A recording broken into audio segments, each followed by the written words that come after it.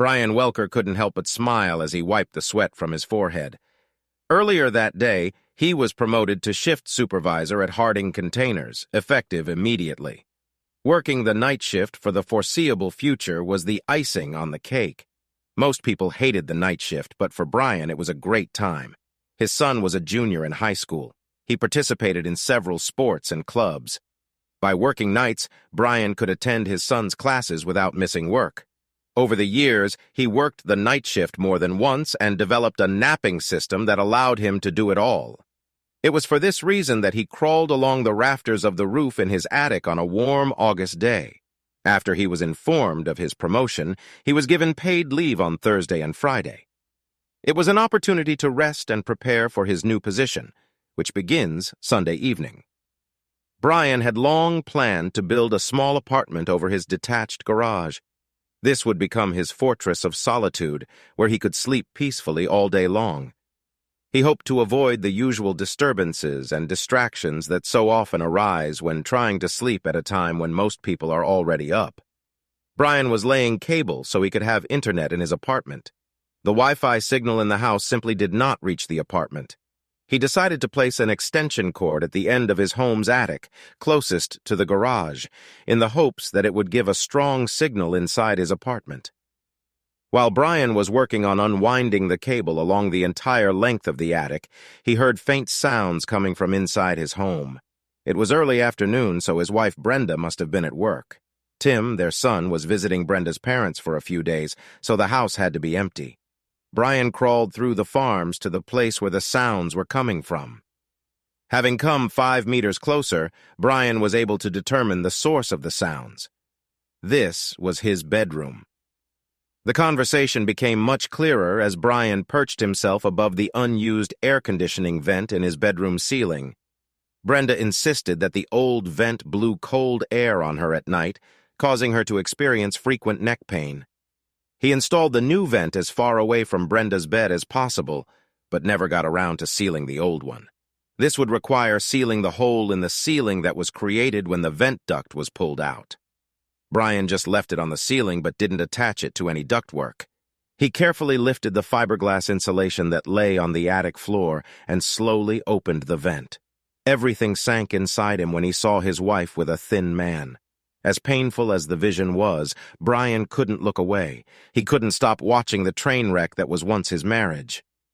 The couple had been having sex for several minutes when Brian's brain finally began to function.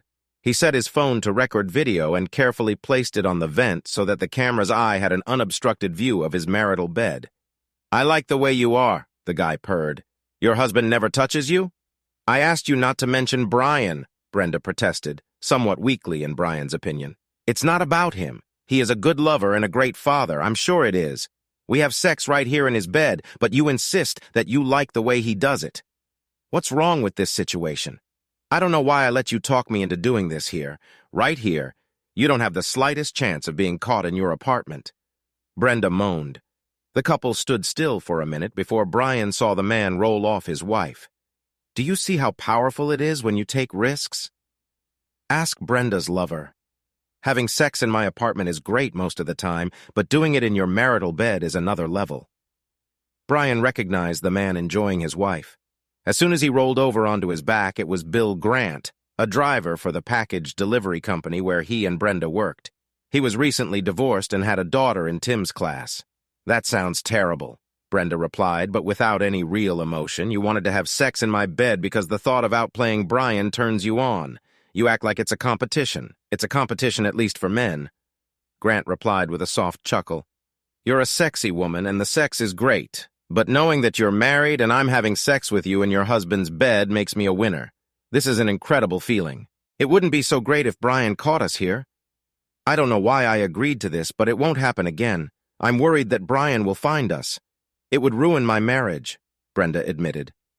"Let's make a deal," Grant suggested. "As long as you don't have sex with your husband, I won't insist that we do it in his bed. Once he has you again, we will have to return so that I can reclaim my place as leader. I'm not going to refuse Brian. He's my husband," Brenda reasoned. "He is a man and wants sex on a regular basis. I'll try to dissuade Brian from having sex and keep these suicide meetings in my bedroom to a minimum." I don't like to think about what would happen if Brian ever caught us. Brian parked his truck in a detached garage. It was hidden from prying eyes, so Brenda had no idea he was home, and she certainly had no idea he was even stropping on her conversation. His face was covered with sweat. It continuously flowed from his body onto the insulation that covered the attic floor. He forced himself to remain still as he listened to the loving couple dress and leave. As Brian headed towards the stairs, he considered what he had just learned. His wife is cheating on him. She even planned to abstain from sex with him if possible in order to appease and please her lover. Thinking this over, Brian forced a grim smile. Brenda will have no problem refusing sex with him because she will never have it again.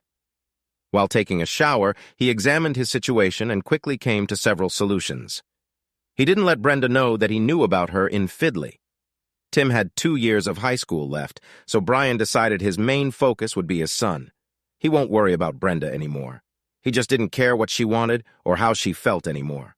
Why should he care about her when she obviously treated him with complete contempt? He didn't want to leave the house he'd spent 15 years renovating so that some sneaky idiot could live there in comfort while having fun with his wife. Brenda didn't sound like she would seek a divorce, so Brian decided to try to hold out until Tim graduated from high school. He knew there was one thing he would need. His apartment will be completed much earlier. Brian decided he would include some major improvements. Instead of just sleeping there while working the night shift, it would become his living quarters for the next year and a half. He will need a small kitchen as well as a full bathroom. By the time Tim graduated from high school and headed off to college, Brian would have had time to make a plan for what to do next.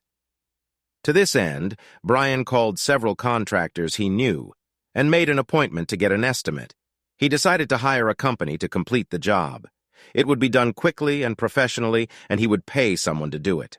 There was no longer any need to save pennies by doing everything yourself. His promotion would easily allow him to cover the costs. For the first time in his life, Brian realized that his time was more important than money. If he saved $1, half would go to Brenda.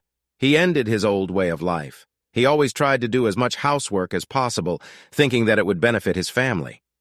Everything changed when he saw that it wasn't betrayal. He was going to make sure Tim's college education was fully funded.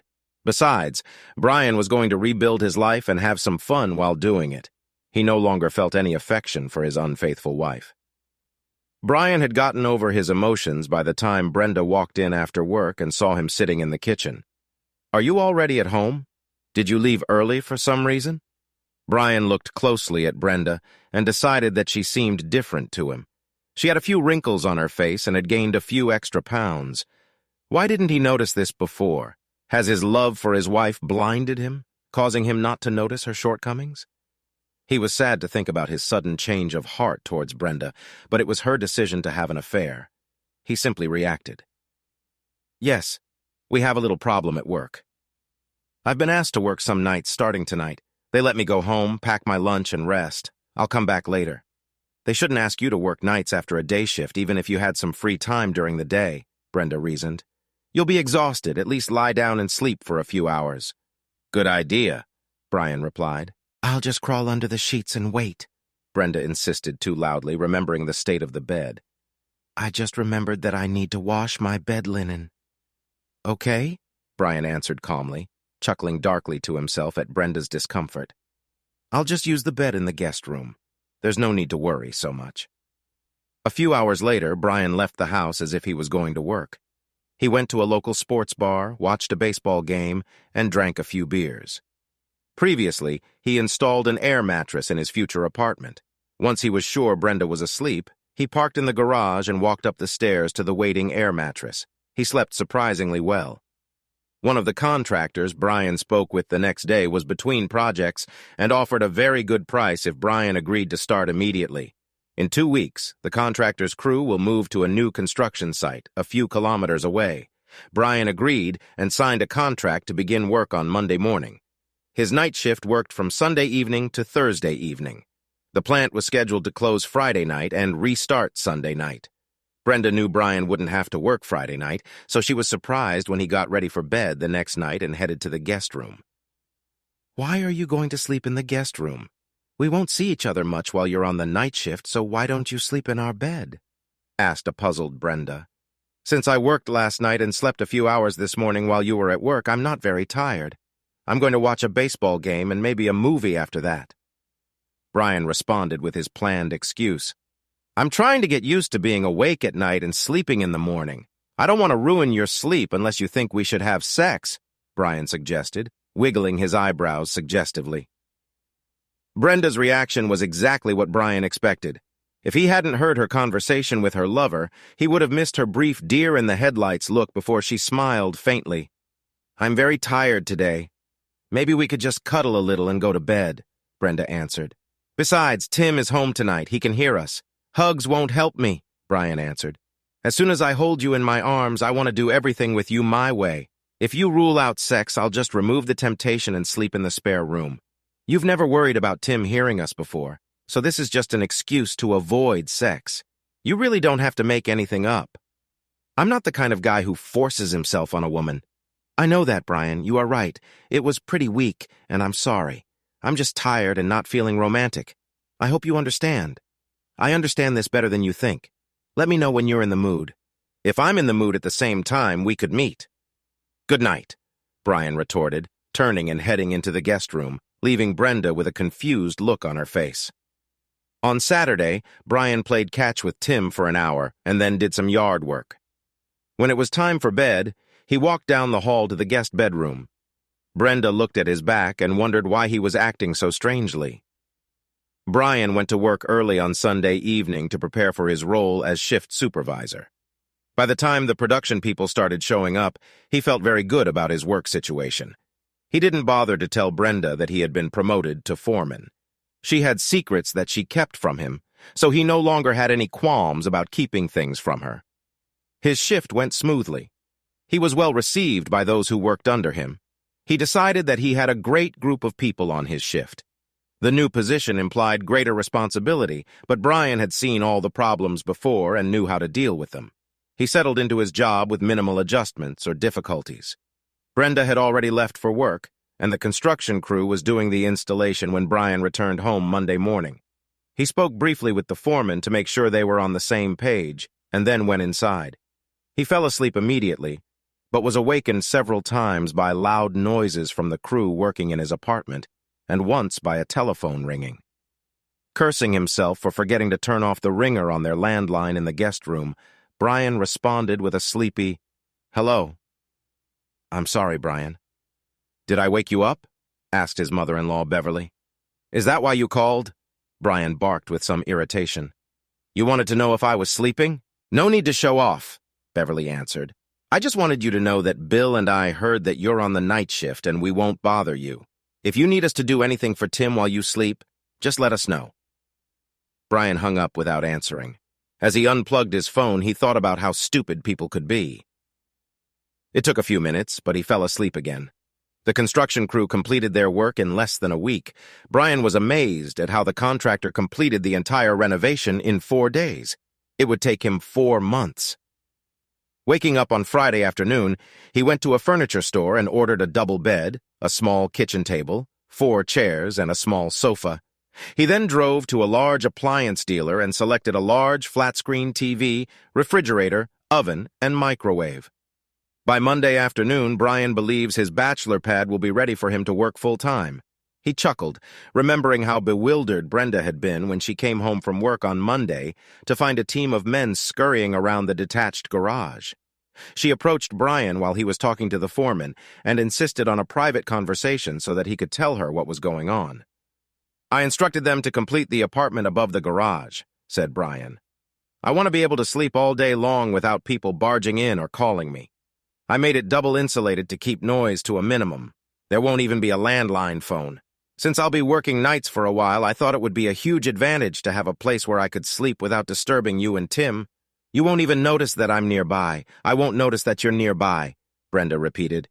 "You are my husband and Tim's father. We need to know that you are somewhere nearby. I'll go to Tim's baseball practices and games. Then I'll bring him home so we can spend a lot of time together. Do not worry about it. We can all have dinner together. I told you a few days ago to let me know when you're in the mood for some special love, but you haven't accepted my offer yet. Are you asking me this tonight? You're acting like an idiot. Husbands are expected to do more than just have sex with their wives whenever they feel like it. We expect conversations, seduction, and the exchange of ideas. Marriage is not just sex. You know that. Don't even think about giving me a lecture about what constitutes a good marriage. Brian warned, I will at any time oppose the efforts I make for this marriage to your efforts. This will work fine. All you have to do is let me know when you want me to serve you in your bed. I'm not some goddamn cow that needs to be serviced, Brenda growled. You will not do any service until you offer a sincere apology. I want to spend a nice evening in a nice restaurant with your apologies, asshole. Brian broke out into a huge smile and simply walked away, leaving Brenda completely confused. It was easy for her to stop Bill Grant from demanding sex with her in their marital bed. But Brenda was worried about Brian's attitude. He just didn't look like himself. He ignored Brenda, and it bothered her. He has always been a very attentive husband.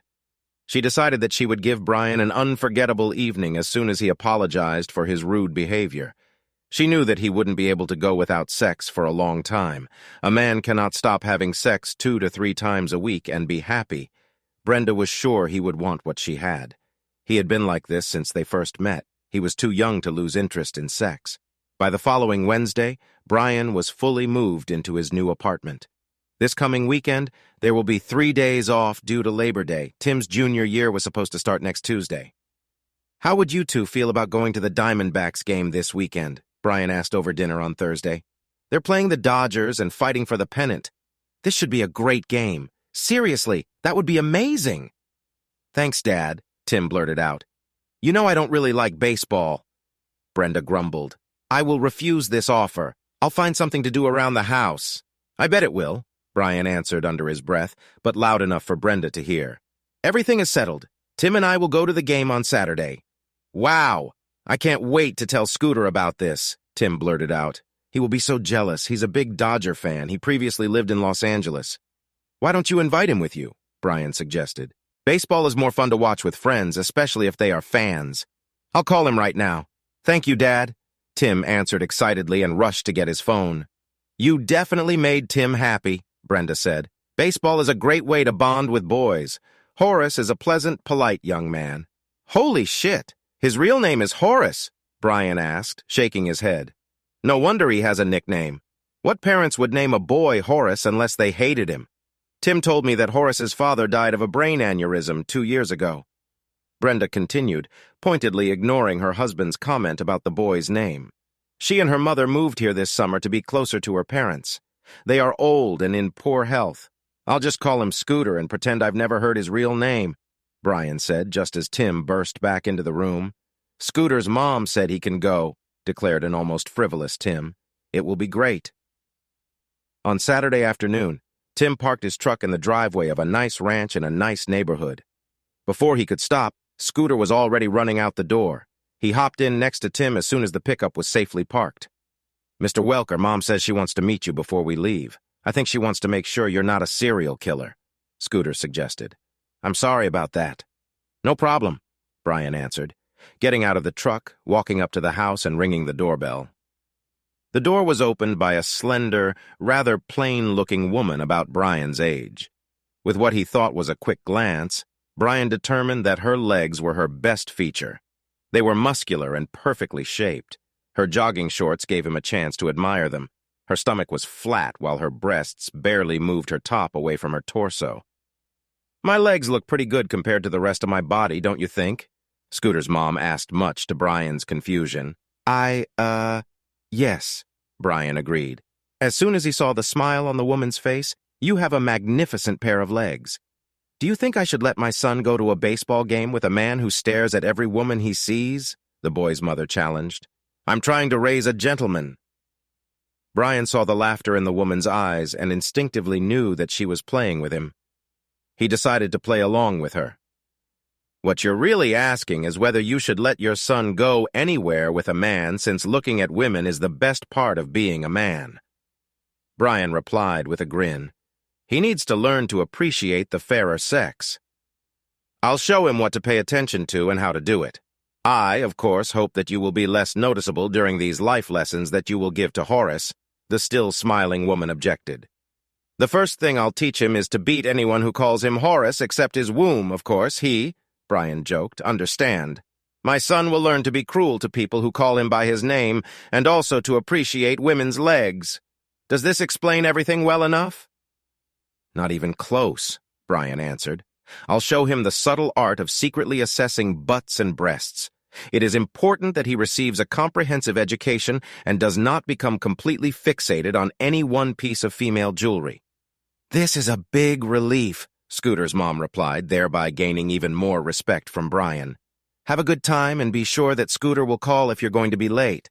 By the way, my name is Gertrude. Seriously, Gertrude? What do your friends call you? Brian asked. Oh, for my male friends, I answer Minx, Raven, Candy, or Bubbles. My friends call me Gertrude, the woman answered with a calm face. I think it sounds tempting. I'm Brian. We're going to be friends, so I'll call you Minx. I kind of like this name. Why am I not surprised? Gertrude replied before bursting into hearty laughter. Horace can come with you any time. I like your sense of humor. Tim is a very polite young man, so I was pretty sure his parents would be okay. Thank you for inviting him to the game. We are a baseball family. I used to go to as many Dodgers home games as I could. My father even played in the minor leagues before I was born. He was pretty good, just not good enough professionally, added Gertrude. Scooter is a great guy, so it's not a problem. I'll keep an eye on him and make sure he gets home safe and sound. Minx, have a good day. Will this still apply? I was just kidding, Gertrude protested. You will always be a minx to me, came the quick reply as Brian turned and headed back to the truck. Brian had a great day playing. Scooter managed to catch a random ball. Both boys ate too many hot dogs and drank too much soda. They fell asleep in the back of the truck before Brian could even pull out of the parking lot. Arriving at Scooter's house, Brian carefully woke the boy and walked the sleepy teenager to the front door where he was greeted by a beaming Gertrude. He probably ate too many hot dogs and soda, Brian admitted. Of course he did. He was at the ball game, answered Gertrude. Thank you very much for picking him up and returning him safe and sound. I was very pleased. Scooter is a great guy, Minx, Brian retorted. See you at the boys' games. Brian settled into a routine that worked well for him. He would return home, have a light breakfast, and then sleep from 9 to 3. Thanks to the extra soundproofing and thick curtains on the windows, he usually slept soundly. Brenda sometimes complained that he always slept in his man cave, even on weekends. She dropped the subject as soon as Brian asked if she needed his services. Brian decided that she was really worried that Grant would insist on sex in her bedroom, and she would get caught. This suited Brian just fine. This indicated that she had no intention of asking for a divorce at this time. His goal of staying married until Tim graduated from high school seemed achievable because he was a foreman and received less physical activity. Brian bought a home exercise machine that was advertised as a complete body workout. To his pleasant surprise, it worked as advertised as long as he was diligent in using it. He attended all of Tim's baseball practices, and soon the coach had him work with a few kids on the sideline as well. The coach had another group of players. Tim was a pretty good player and was showing signs of improvement. But Scooter was a real surprise to Brian.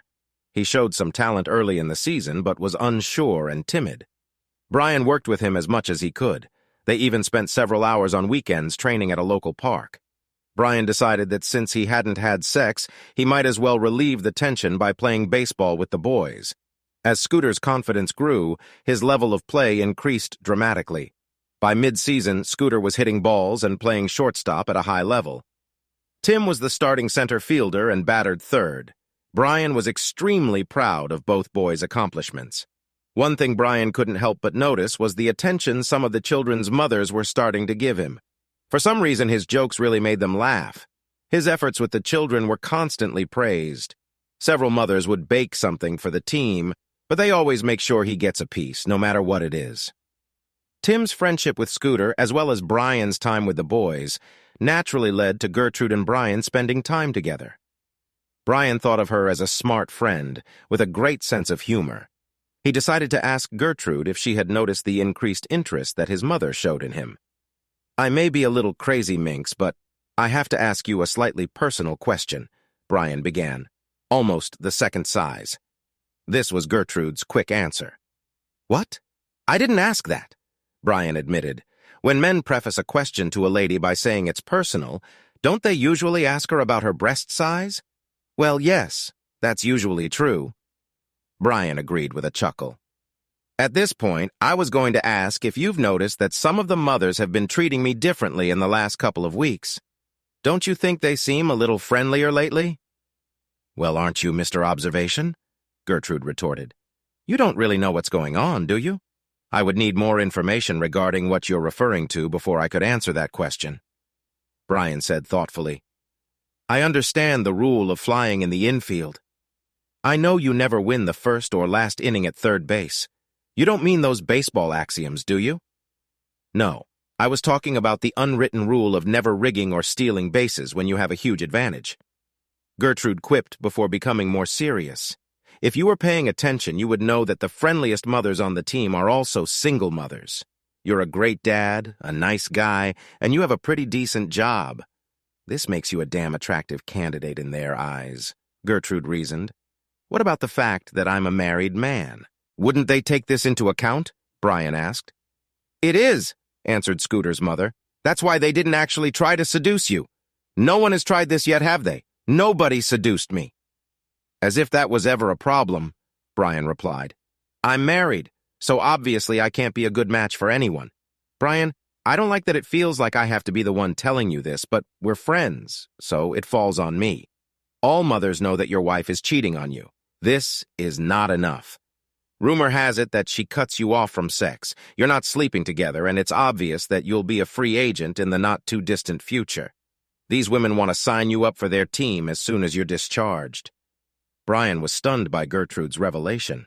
How could so many people know about his personal situation? Who could know about his sex life or lack thereof? And then it dawned on him. Brenda must have told that bastard that we weren't sleeping together, and he bragged about it to someone. Do you mean your wife or her lover?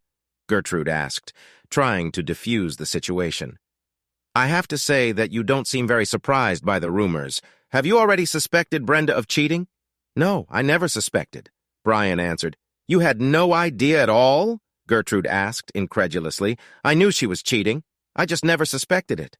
Brian replied, Here you amazed me. How could you know this and not suspect? It's quite simple.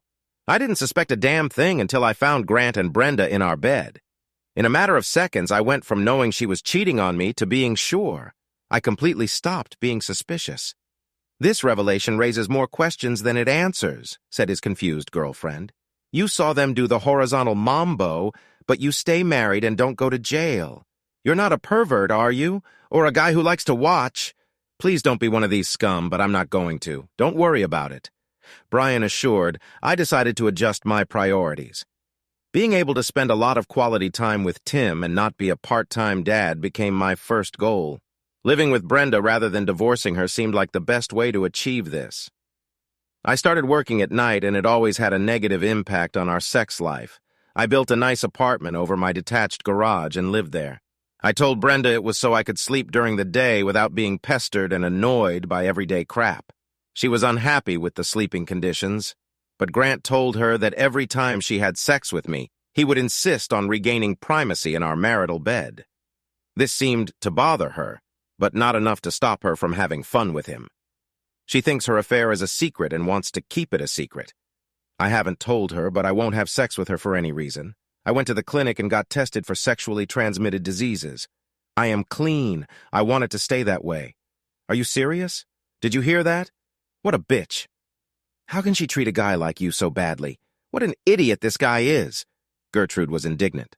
All the single mothers think you'd be a great match. I think you may have an inflated opinion of my desirability.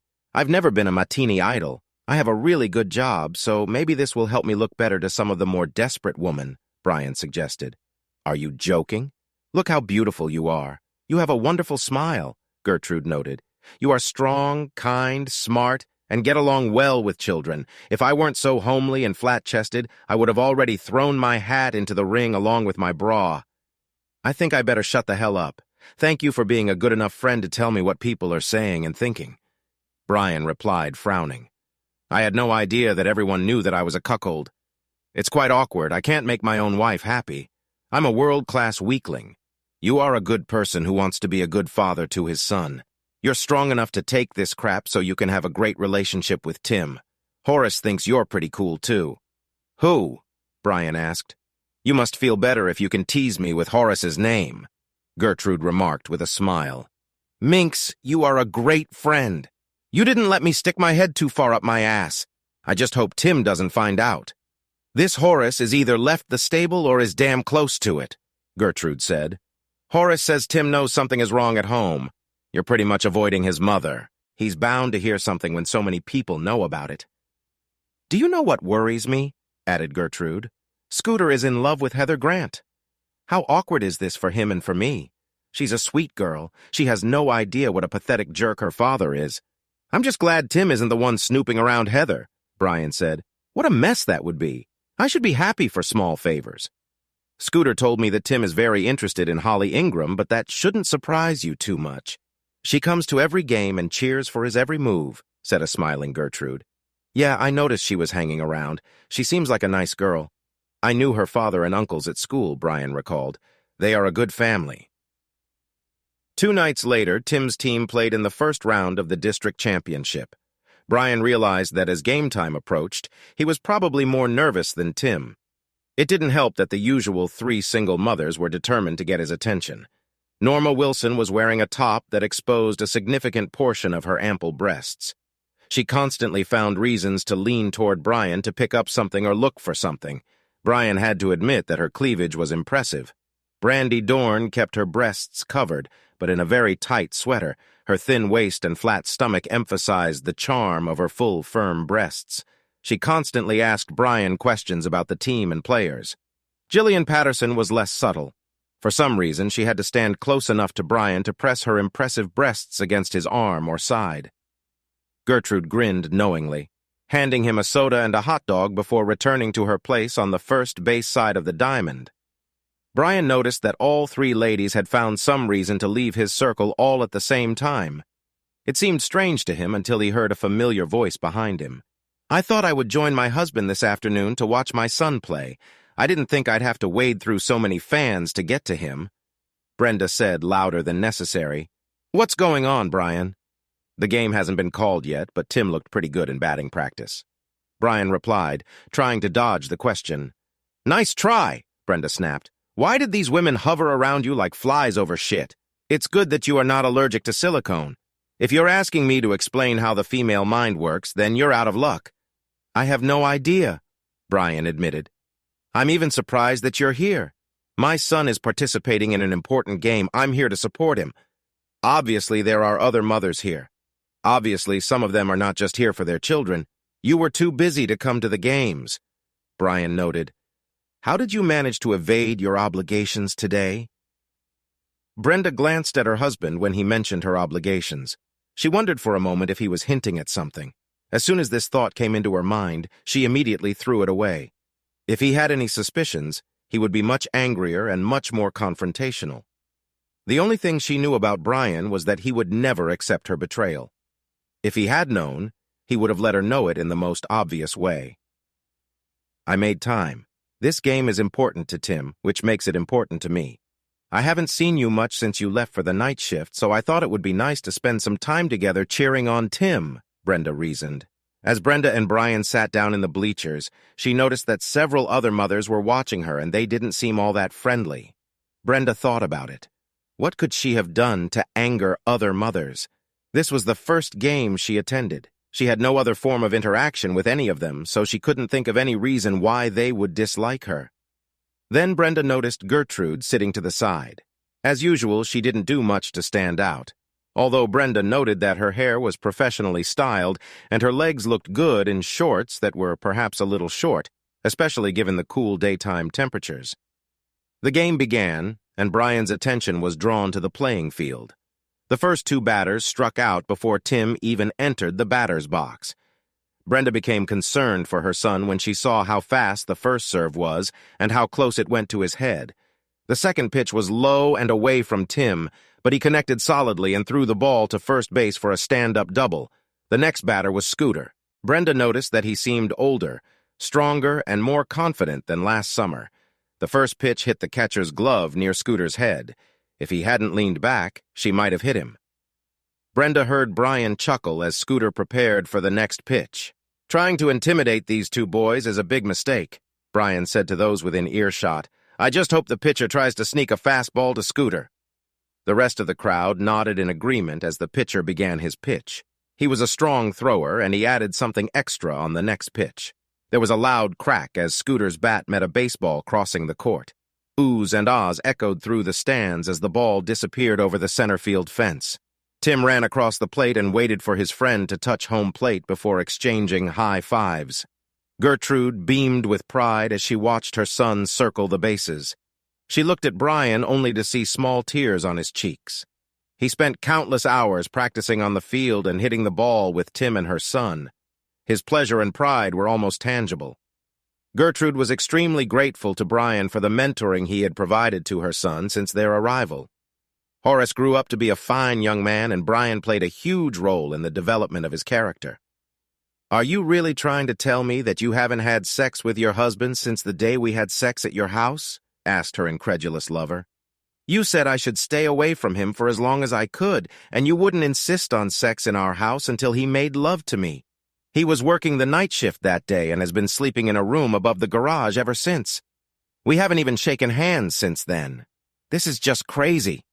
Bill replied, "He's too young and you're too sexy for him to lose interest in sex. He is a gay? Does he have a girlfriend or something?" "He's definitely not gay," Brenda insisted. "He is very courageous. He would never cheat on me. He just works at night and is tired most of the time. He only shows up for dinner except on weekends when he works in the yard and stuff. No normal man married to a woman like you would voluntarily give her up." "Even if he worked 18 hours a day," Grant said, "he must be cheating. This should make communication easier for us. He gets what is his and I get what used to be his." "Brian would never cheat on me," Brenda said firmly. "He takes our marriage vows very seriously. He's not the kind of man who wanders around and gets involved in some tawdry affair." "Is this what you think you're doing?" Bill demanded. "Oh no, this is just a temporary phenomenon. He was too busy with work and Tim's baseball game to pay much attention to me. I deserve some fun. I work hard to run the house and cook, and I also work full-time," Brenda reasoned. "We know that this won't last long." Bill smiled as he considered Brenda's words. "I guess you're right.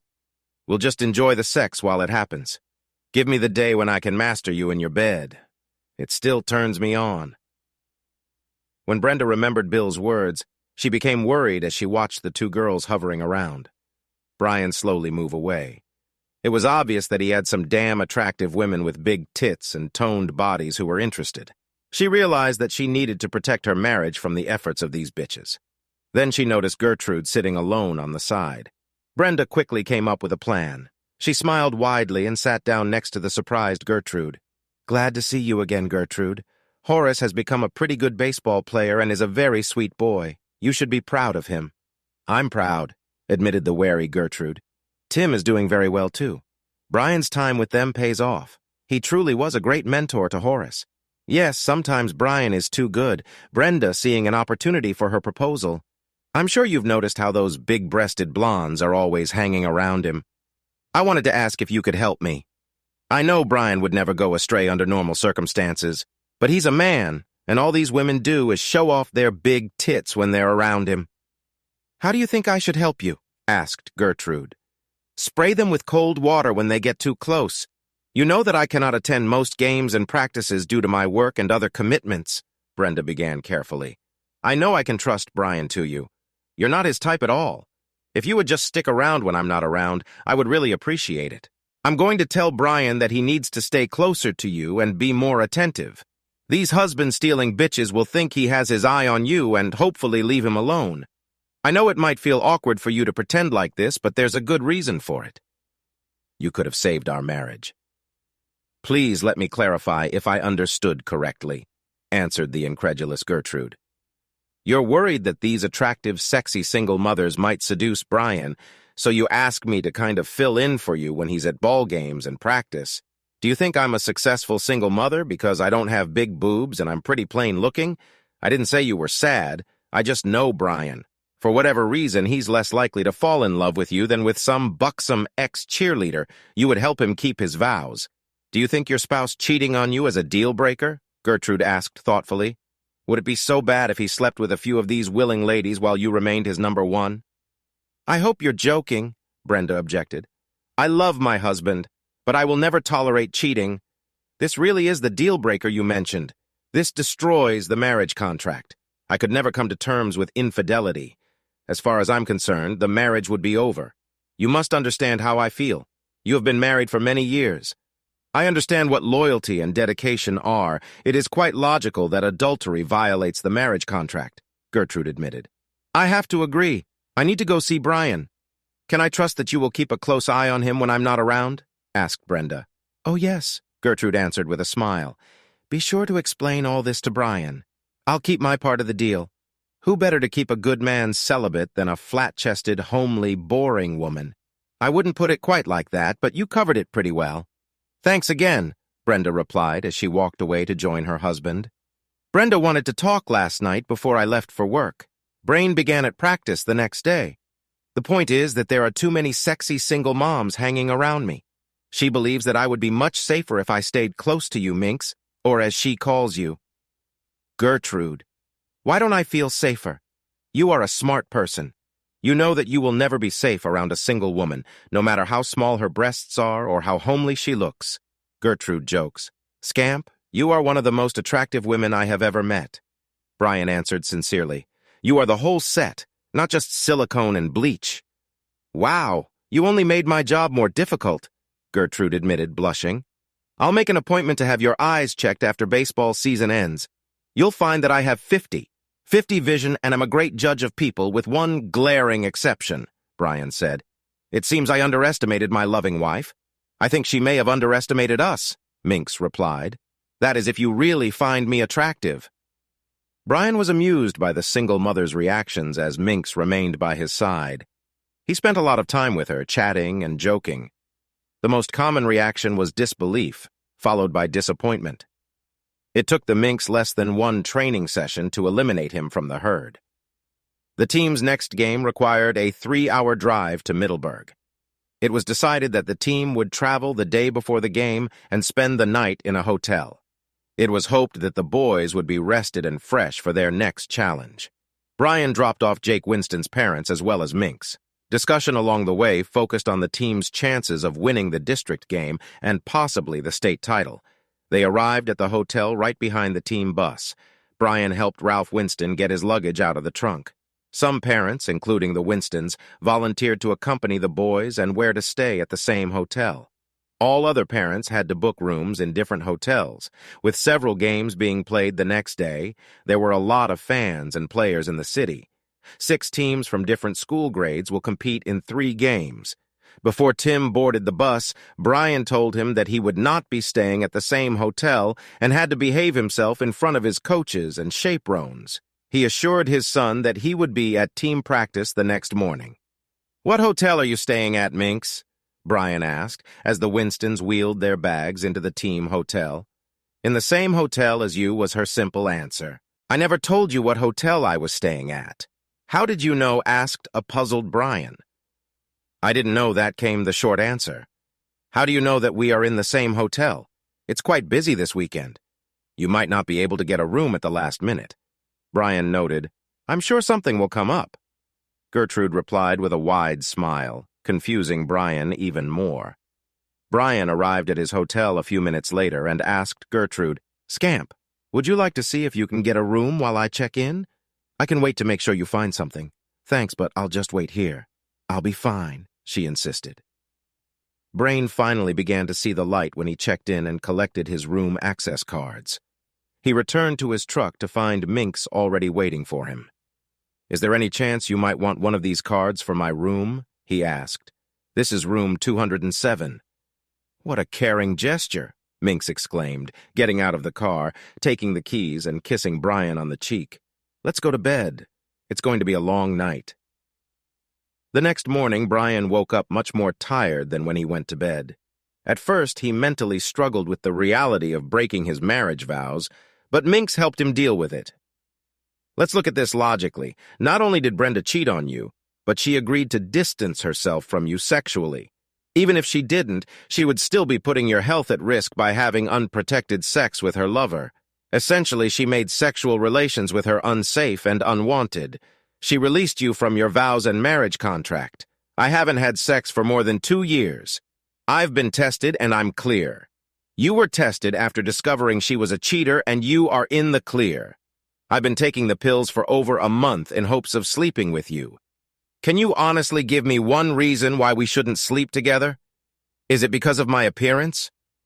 Your wife thought I was the perfect front for all the busty, beautiful women who showed interest in you because she knew I would never be sexually attracted to you. Am I just unwanted? Minx, you are extremely desirable. Never say it's not true. I have never cheated on Brenda, and that requires some adjustment in my thinking, but you made a great case for us being together. I'm ready, Brian said with a grin. You need to know something else first, answered Minx. Both my parents are in hospice care and are not expected to live long. My brother was sending Horace feature films to his friend. My friend is the baseball coach at the best prep school in Los Angeles. If Horace gets a baseball scholarship for next year, we'll probably move back. I really like you, but we don't expect a long-term relationship. This can't go on forever. Look at us. You're a handsome married man whose wife is cheating on you. I am a simple woman, and I have a son who has a chance to get a sports scholarship to a good university. I have to do what's best for Horace, she concluded. Nice to hear about Scooter, Brian said proudly. He's a good guy and a very talented baseball player. I'm glad he will have the chance to hone his skills in a highly competitive environment and at the same time receive a good education. You are the main reason why the best schools pay attention to him. I know how much time and work you devote to him. The irony is that you, by being such a good mentor to my son, actually gave us the opportunity to move back to Los Angeles away from you. I don't think I'll have a one-night stand, Brian said. Perhaps it would be better to give up sex completely than to have a one-night stand and become a monk again. You are a stupid person. I said that we would probably return to Los Angeles for the next school year. There are more than 6 months left before that. A guy could spend a lot of time with me in 6 months unless he's too old for a steady diet of hot sex with a very needy woman. That's something we just need to find out. Will you live up to your nickname, Minx? Brian joked. I will do this for you, Minx promised. When you need me, just whistle and I will teach you to whistle. I've always been told that my whistling is quite respectable, Brian quipped. Then you're doing it wrong, Gertrude retorted. The baseball team won the state championship, and Scooter received a scholarship to a prestigious California prep school. Both of Gertrude's parents passed away just before Thanksgiving, within a week of each other. Brian and Tim attended their funeral. Brian met Gertrude's brother and immediately liked him. Brian, meet my brother Dexter. Gertrude introduced him. Dexter, this is Horace's baseball mentor and our good friend Brian. Holy shit, Brian exclaimed. Your name is Dexter? That's right, Gertrude's brother agreed. Only Gertrude and my parents ever called me Dexter. I respond to Grim the same way as everyone else. What do you call my sister? I call her Scamp, but don't ask me why, Brian insisted. I don't think I need to ask. Grim replied with a laugh. Brian spent Thanksgiving with Brenda and Tim at her parents' house. For the first time in months, Brian found himself preparing to go to bed with Brenda. They always stayed over for Thanksgiving night, and Brian couldn't think of a good excuse to change that tradition. Brenda was in no hurry to undress in front of Brian. Brenda was a very attractive woman with a beautiful toned body. We haven't slept together for a long time. Brenda cooed, you must already need love. Make love with me. Brian felt awkward about his next comment, even as he responded. Are you finally admitting that you need proper maintenance? I knew you would break. I will be glad to please you and give you a wide smile on your face for the holiday, you pathetic bastard. With that attitude, you won't get another round for many years. Brenda growled. What is wrong with you? You might just forget that I even thought about letting you touch me. Okay, was Brian's only response as he rolled over so his back was facing Brenda. He didn't second-guess his comment. Although it was out of character for him to do so, this actually achieved his goal, which was to avoid sex with Brenda. However, Brian did regret that his marriage had ended to its current state. Brenda was worried about Brian's snide remark, which was making it difficult for her to sleep. Lying next to him, she wondered if he knew about her affair, or was just unhappy that they hadn't had sex lately.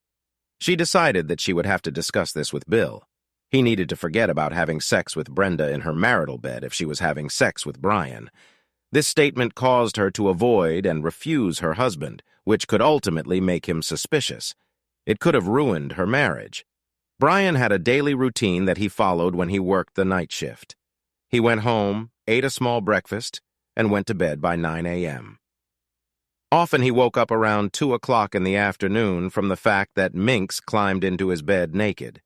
They made love for an hour before she left, so she could be home when Scooter returned from school. Baseball is over for the season. This allowed Brian to shower and shave when Tim returned home from school. Brian often took a nap in the evening before leaving for work. Overall, things worked out well for Brian and Minx. One evening in early December, Brian received a call from Tim shortly after arriving at work. "Dad, Scooter, and I are hanging out with Heather and Holly and Heather's car. You said we might be gone until midnight because there's no school tomorrow. We have a problem. Heather was driving her mom's car. We had a flat tire and no spare tire in the trunk. We're stuck on D Street and I'm a little worried. I see a few guys down at the slot machines and they're looking in our direction. Are you broke on fucking D Street?" "At the damn arcade," Brian swore. "We'll discuss this later. Is Heather driving that Corolla?" "Yes, it's a 2017 Corolla," Tim answered quickly. "I'll find a wheel and tire that fits and I'll be right there.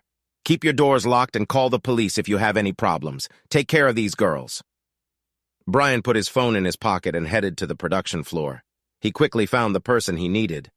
"Gus, you still drive that Corolla, don't you?" Brian asked the bearded man operating the forklift. "I need an inflated tire that fits your car, and I need it right now." While Brian was talking to Gus, another thought occurred to him as Jack Reynolds walked by. Jack was Holly's uncle. His younger sister was Holly's mother. Jack, my son, and some friends were stuck on D Street with a flat tire and no spare.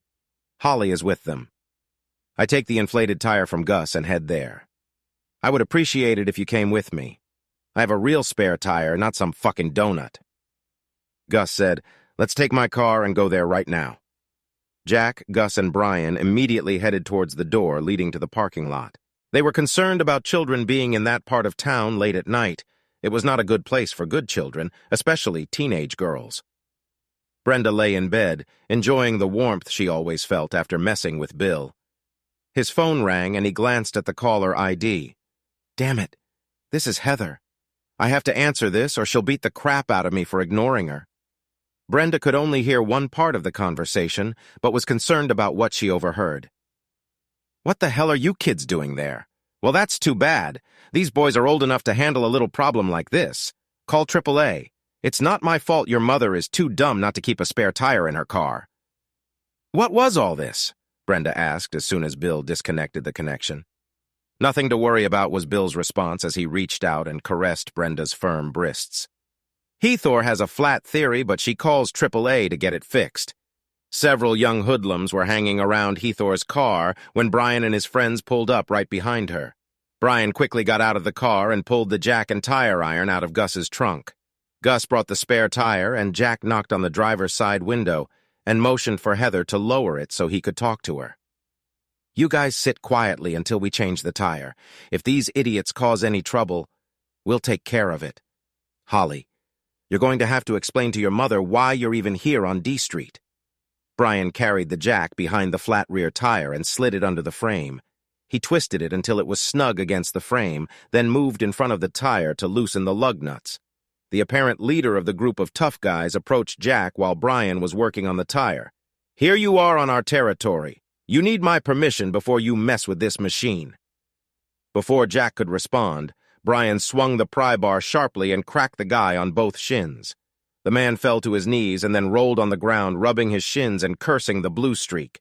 Brian grabbed the punk by the collar and pulled him face down to lie next to the flat tire. He then sat on the man's back and continued unscrewing the nuts. The two closest gang members rushed towards them, apparently intent on pulling Brian away from their incapacitated leader. Jack hit the first one on the side of the head and he collapsed as if knocked down. As Gus stepped forward, the second guy stepped back out of his reach. "Lift the car a little and now remove this tire," Brian said to Jack in a calm voice. Jack continued to drive the car higher and higher while the gang of thugs shouted insults and curses at the man. Every now and then the guy underneath Brian would try to squirm out from under him, but Brian would grab the man by the greasy hair, lift his head a few inches, and forcefully push it back down to the pavement. It only took 2 lessons before the man on the ground decided to remain still. Brian unscrewed the lug nuts and removed the flat cover. He accepted the working tire from Gus and put it in place. Once he had all the tabs snug, Jack lowered the car. All three men seemed oblivious to the thugs who taunted them as they worked. Brian tightened the nuts and stood up. He accidentally kicked the leader in the balls when he was about to step over him. "Are you stupid bastards talking to us?" Brian asked, walking up to the assembled gang members and casually tossing the tire iron from hand to hand. As soon as he walked towards them, the group scattered. "You guys get the hell out of here," Jack instructed as Brian pushed the gang away from the car. "Be careful not to run over those stupid bastards lying in the street and stay away from this part of town." The three men climbed back into Gus's car and followed Heather's car as it reached the next intersection and turned toward the children's house. "I can't believe you hit that stupid bastard in the shin like that." Gus laughed. He collapsed like a sack of shit. "Thank you for inviting me along," Jack added. "My arm hurts, but it was great to hit that punk in the head. So you were sitting on your butt while you changed the tire?" Gus chuckled. It was funny to watch. The men were still laughing and talking about their experiences as they walked back to their jobs. By morning, this story had spread throughout the plant. Stories of courage and adventure have always been popular, especially during the night shift. They helped the night go by faster and gave everyone a chance to take their mind off how tired or sleepy they felt. The next day, when Brian woke up, Minx jumped into his bed and kissed him long and hard. She was naked and clearly hungry for him. "Horace told me what happened last night. You were great. Thank you for taking such good care of the children," Scamp blurted out. "You're about to be so lucky. I would have arrived earlier, but I had to wait until Horace and Tim went to visit the girls since they didn't have school today." Brenda had only been at work an hour when Sue Blaine approached her at the water cooler. It was obvious that she wanted to talk about something. "I heard Brian, Jack Reynolds, and Gus Benson make fun of a few would-be tough guys who were hanging around the kid's car on D Street. I understand that getting hit in the shins with a tire iron knocks the crap out of a punk pretty quickly." Brenda immediately put it all together. Last night, Heather called her father seeking help, but he brushed her off. Apparently, her problem was bigger than Bill was admitting. Sue used the word children, so that probably meant Holly was involved along with Horace and her son Tim. "I'm curious what you heard," Brenda replied. "I would like to see if the rumors are close to the truth." By the time Sue finished telling her what the rumor mill was spreading, Brenda was furious with Bill Grant. Although she hid the fact from Sue, his daughter turned to him for help in a situation that could have turned into a disaster, and Bill simply brushed off her concerns. Brian, along with Gus and Holly's Uncle Jack, reacted as men should. They protected the children and helped them get out of a difficult situation. Bill ignored his daughter's plight in favor of sex with Brenda. The realization that she had sex with a man who refused to help his own daughter and some of her friends, including Tim, hurt her deeply.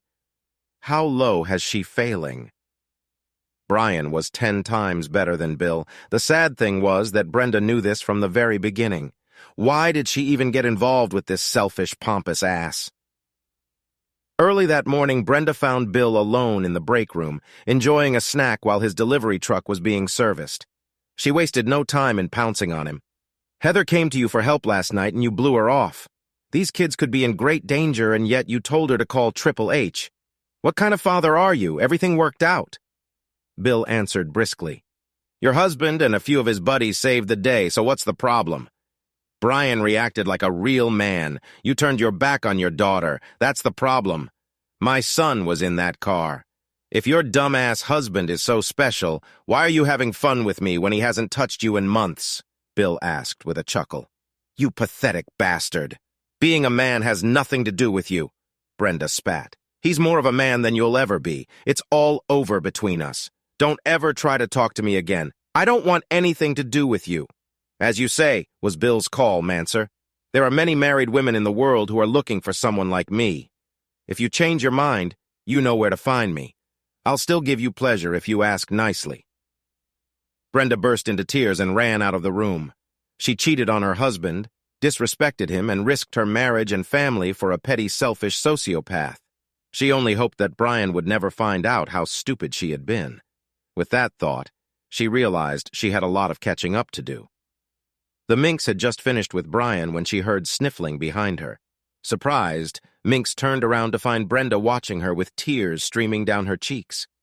"How could you do this to me?" Brenda exclaimed. "I trusted you both, and you do this?" "I'm just doing as you asked," Minx replied, reaching for her clothes and starting to put them on after she pressed a finger to Brian's lips, ordering him to remain silent. "You wanted me to keep those busty blondes from getting their claws into Brian. I sacrificed my body to achieve your goals. I didn't want you to sleep with him, and you know it," Brenda replied as her anger began to crowd out her tears. "I can't believe Brian could cheat on me like that, especially with some skinny bitch.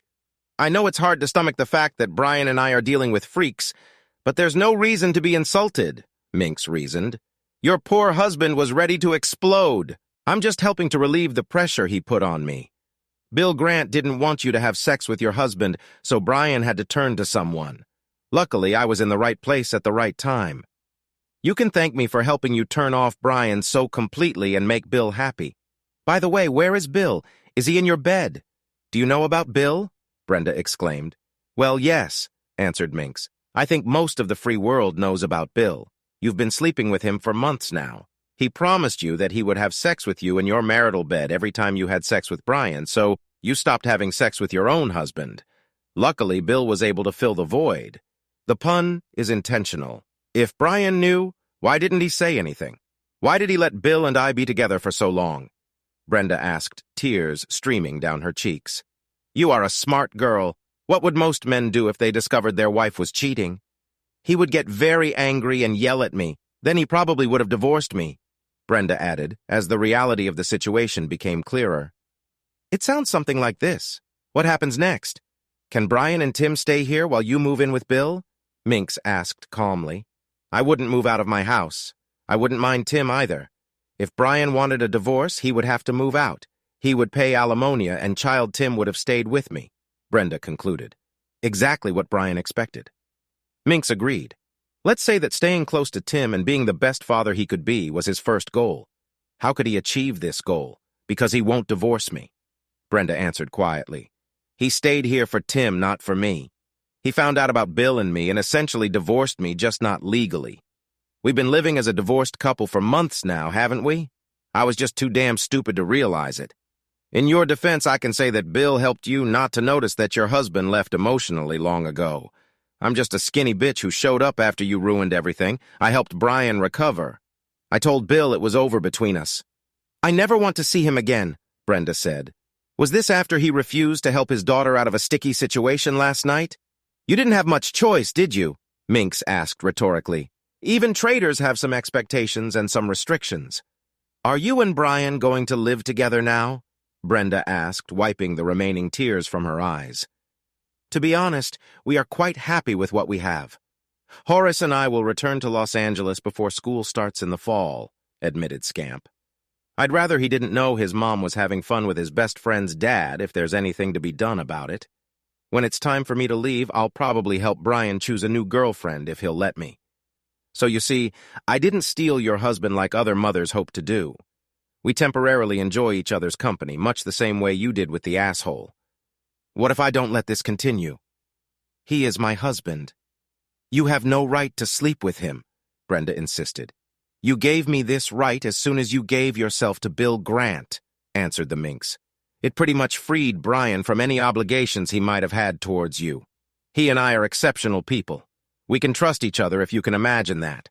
I told Brian that he couldn't have sex with you or anyone else if he wanted me around," Minx added.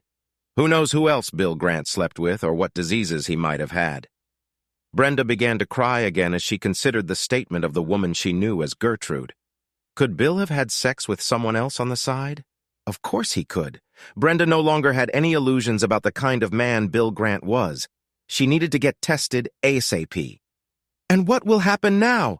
Brenda asked fearfully. "Let's just continue like this. I'll stop by and wake Brian up as often as I can. You continue to work late and avoid him as much as possible. I think this will work just fine." "If it ain't broke, don't fix it," answered Minx.